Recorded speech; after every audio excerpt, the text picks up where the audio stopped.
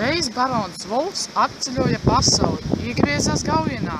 Viņam iepatika šī skaistā vieta, Gaujas krastā.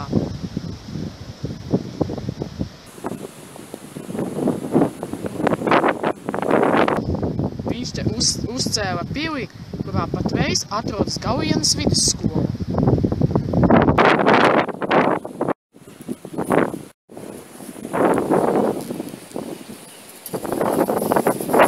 Zemnieki bija apdievinēti ar barona Volfa un nolēma viņam lūgt palīdzību, izveidot ūdens ņemšanas vietu, lai nebūtu pēc ūdens jādod uz vairākus kilometrus.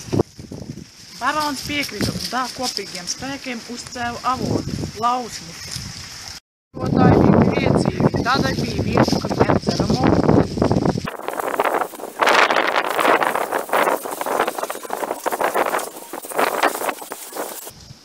Pēc ūdens regulāri nāca arī barona dēls.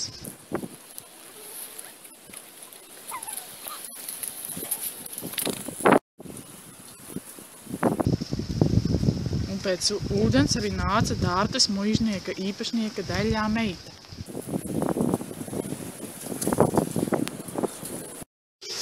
Tā sagadījās, ka abi pēc ūdens katru dienu nāca vienā un tajā pašā laikā. Viņi iemīlējās viens otrā. Apmeklējiet pili,